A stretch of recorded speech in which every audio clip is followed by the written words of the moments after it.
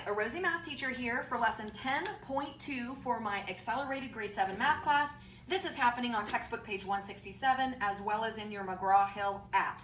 I want everybody looking at item number 2 first. When you are finding the measure of the angle that is complementary to the given angle. Remember, we learned that two complementary angles would together form a right angle. So in other words, this angle that is already right here is how many degrees, class? 20. And then how many total degrees would it be for this angle plus this angle?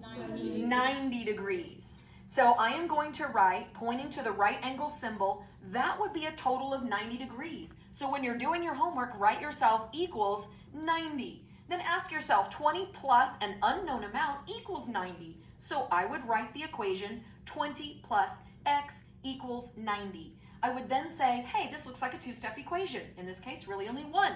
I go to the variable side. I find the constant there. I do the inverse operation, which is what? Minus 20. I do this on both sides. On the left, it cancels out. I am left with an x. And on the right, I get what? 70. Let's check. Does that make sense? If x equals 70, does 20 degrees plus 70 degrees equal 90 degrees? Yes. Yes. So you are good on item number 2. Let's move on to item number 5. This time, give the measure of the angle that is supplementary. Now remember, I taught you supplementary, straight angle. Both start with S. How many degrees are in a straight angle? Say it, please. 180. 180. You are absolutely correct. So in other words, create a straight line, and we'll go ahead and put our little plotted point right there that has an angle coming off of it. Now, did they measure the acute side of this or the obtuse side? The obtuse side. They told you that it equals 160 degrees. Now, what will the final total be since it is a straight angle? Say it, please. 180. 180. You are absolutely right. So this time, my x is starting us off. So I would have x plus what?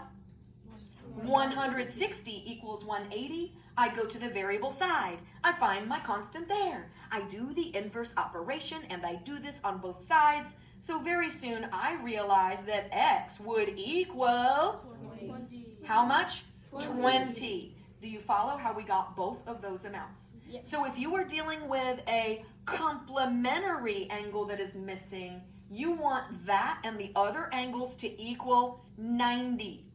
If you are dealing with a supplementary angle that is missing, you want all the angles to equal a total of 180. Are we understanding how to do those? Then they throw a little bit of a challenge at you. It's not real bad, but I can see where it could have been confusing.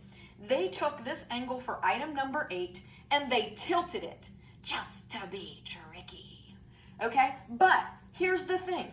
There's this universal math language of this little tiny square that is indicating, hey, this is a what angle? Right. This is a right angle. So what will I put together to equal what? First of all, what will it equal? 90. Excellent job not being fooled by that tilted angle. And what do you think I will write first? Please say it. 65. What symbol? Please say it. Plus What will I write next? Please say it. x plus 2. Now, here's where some kids have a small panic attack. They're like, oh, MJ, I don't know what to do with 65 plus x plus 2. Please add like terms. So what do you think I need to add together? Say it, 65 and 2. What is 65 plus 2? I will get 67 plus x equaling 90. Are you with me still? Yes. Then I will say, oh, look, I'm solving this equation. Go to the variable side, find the constant there. Do the inverse operation, do the inverse operation. And then I end up with x equaling, now guys, do this mentally, 90 back up 60. I land on? 23. No, I land on 30. Now back up 7 more. 23. Okay, do you understand how you can land on x equaling 23? Yes. All right, thank you. I hope this helps.